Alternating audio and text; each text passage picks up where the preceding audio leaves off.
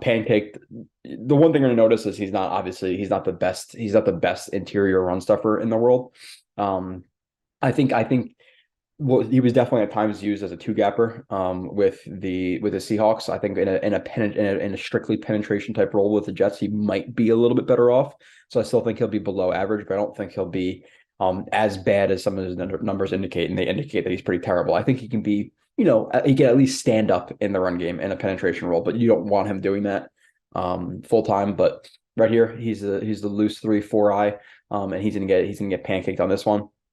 And this one, he obviously so they're running a QB counter OT, and with that, Jefferson is trying to penetrate the B gap during this rep. Now the thing with this is if you're going to penetrate through that gap and you notice 69 is working down to you on this block, on a down block, he's got to make sure he reduces his body a little bit. We can see that he gives up quite a bit of his chest here. Usually see guys when they're penetrating, they notice guys, working towards them, they'll dip that shoulder. We talk about that a lot with Q, reduce their surface area that they're allowed to attack.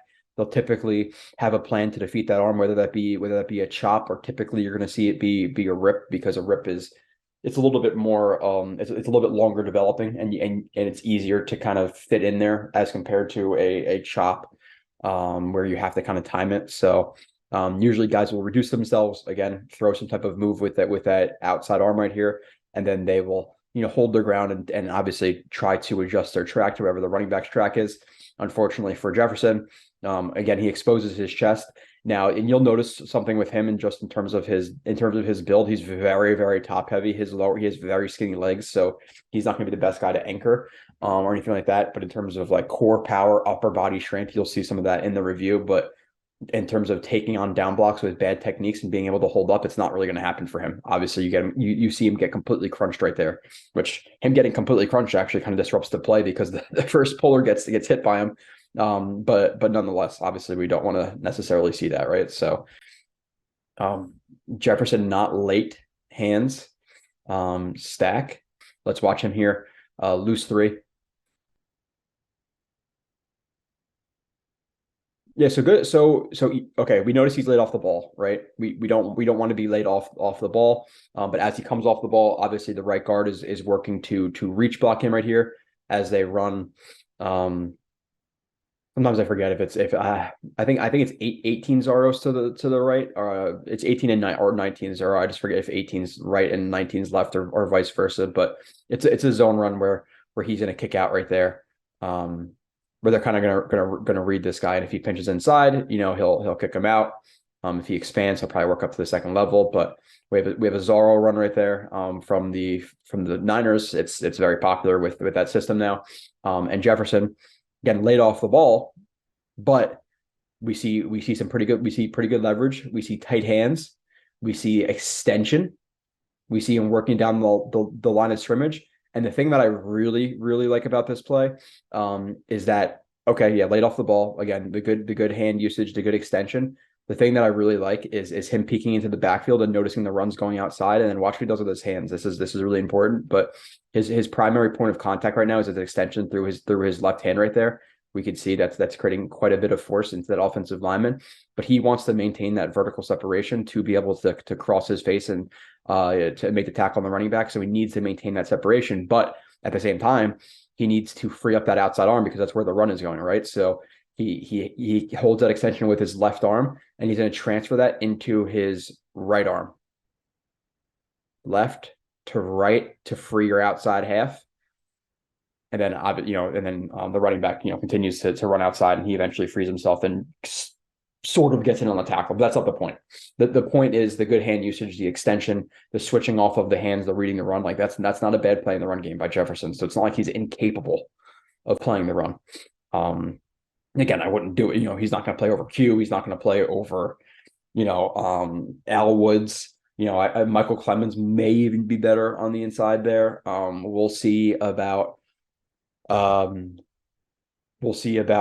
and how much he plays inside as well. And even Solomon Thomas. He's a guy who's a little bit stronger, I would say, than Quinton Jefferson. But right here, plan. Okay, so He's the 3 tech. Let's see what happens here.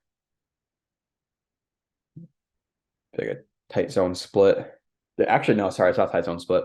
It actually looks like a it's like a one back power. They're just taking it from the same side. Sorry for the delay there. I was just thinking for a second. But with Jefferson, the thing about this run is like it could be a tough spot to be in a penetration role, especially when the offensive lineman's moving sideways like that. But the thing I want to see him do here is obviously he's matching the offensive lineman's steps. That's completely fine. That's what a lot of defensive linemen are taught to do or do. The thing with this is as he goes to penetrate that B gap, he has to notice at some point that this offensive lineman's climbing and not working his way to Jefferson. And then Jefferson has to notice, okay, this offensive lineman's down blocking me. So how am I going to prepare for that down block? You want to notice things like that. Climb, down block. Where's the run going? It's going opposite of me. And even if it wasn't going necessarily, let's just say this was like a true inside zone split or a tight zone split, eventually he has to try to hold up because this is a lot of traffic. Like even if he does cleanly get penetration right there, he's just gonna be running into traffic. And the thing I don't like about the arm over here too from Jefferson, which seems like a good idea, like kind of get rid of them and arm over them. But when you're arm overing somebody, your body naturally has to like lift up to get that arm over top of somebody. So you're really like you're kind of exposing yourself. Now obviously his right side is more exposed than his left side here, but still he's not as low as he could be if he didn't do that. You'd like to see him sink down, potentially pop up that near side shoulder, and read the run a little bit better. But he kind of just takes himself out of the play here, trying, again, a little bit late off the snap, which we notice. A little bit late off the snap. Okay, arm over, not necessarily the best idea when you have a guy down blocking you who you're not even engaging. So I want to see him sink, pop up that shoulder, and get back into that play. You could see him completely wash out of that play on that down block. And yeah, some of it's the fact that he's a really light lower half, but it's more about the technique here and noticing, okay, I'm getting down blocked. The run is going opposite. Let me figure out something to do. I'm not going to really be able to penetrate that gap and make an impact on this play. So I want to see a little bit better recognition there from Jefferson. Jefferson club arm over versus Trent. Okay, so he's the loose 3 right here, number 77. Which he's not going to be. I think he's wearing 93 for the Jets. I think it is right now, which is pretty ugly. That's a pretty ugly 90 number. It's probably, is that the worst 90 number? I think so, actually. So he's wearing the worst 90 number. It's okay. Who cares if he makes an impact? So he mirrors the zone steps right here from the offensive lineman as he's matching the offensive lineman. I think he notices that Trent Williams is getting very shallow, is trying to he's getting very shallow here, trying to get underneath to get that positional leverage on the right side. So instead of trying to cross Trent Williams' face, which is never going to happen, really, he's probably the best left tackle in the NFL. He's a powerhouse. So crossing his face wouldn't be the best idea.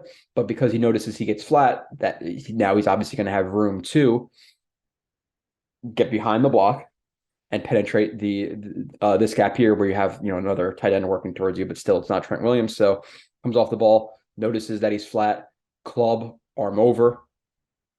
Now you have Trent Williams about to fall on his face there. Obviously he adjusts relatively well to it, maintaining his balance, but it's a good job stopping his feet. It's a good job club, quick arm over, and then get on the backside and chase down that run, which looks like they run a this one is it's a toss, but it's a zone lead. And again for Jefferson, not a bad play.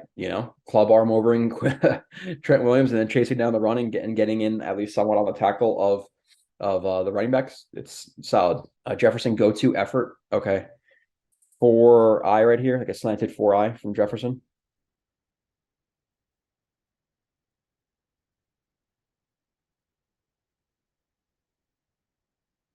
Okay. So comes off the ball, rushing against the right guard here as Sewell's picking up the blitzer off the edge right there. So he's rushing up again against 63. Closes some. You can see that steps more inside, and then he's planning on exploding through the gap with that elongated step. 1, he's expecting hands, leap, leap, cross chop, club, rip. That's what he does. He does that very, very frequently. The problem is sometimes with that, if guys can time it, guys will pull that arm away and then they'll catch him in the air. This guy does not, but it's going to work sometimes. It's a little bit of an all or nothing type pass rush move, but when it works, it's really pretty. And here it does. Again, step that's more inside, hoping that the offensive lineman shoots his hands, and you want to take that elongated step. Why? We talk about this a lot. If you haven't been part of the reviews, just recap it quickly. Like if you're going to beat a guy's hands and then take small steps where you're not going to be able to push through the gap, say you beat the hands and then it's like segmented, and then you try to take steps to get through the gap. What's going to happen is he has time to recover, and then he's going to get back on that block. So you gotta pair planning on beating the hands with big steps to get through the gap, right? So I don't know if I explained it the best, but I have before, so hopefully you listened. So step inside, cross chop, club, rip with the leap, like he always does, like he typically does to get into that gap.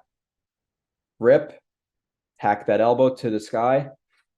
Another blocker comes to get in on the block, lowers his helmet, tries to work past that, which he does. Chase down. And at least delivers a hit to the quarterback. I'm sure he didn't get it on the sack there, but on the actual stat sheet. But good effort, like the pass rush move. Jefferson changed plan to both feet setup? ? Okay. Right here, really tight 5, like slanted 4. Yeah, so we like the adjustment here because this is the same play as last time, right? Pretty much where you have Sewell who kicks to the outside. He's rushing against the right guard again. Step that doesn't cover enough ground to really make the hand shoot here. So you want to see that gain a little bit more ground. Again, you could see his build right here, very evident, but he doesn't close enough ground with that one. But it's a similar play as last time. It just didn't close as much ground this time. But it's the plant, try to jump, leaping cross chop into a club rip, but because he doesn't close enough distance, he realizes that he's not really going to be able to penetrate that gap, and the offensive lineman is going to be able to cover it. So instead of cross chop club, while he's in that cross chop, he realizes, oh shit, this is not going to work, and then he lowers his helmet into a bull rush, extension, run through. Now there's a little bit of a hip roll, a little bit of a roll right there. So he rolls him, extension. It looks like he has good hand placement right there, tight elbow angle into the right, and then the left hand looks like it's just working the arm, the wrist, or whatever of the offensive lineman here to clear himself. You can see that. Run through, hit.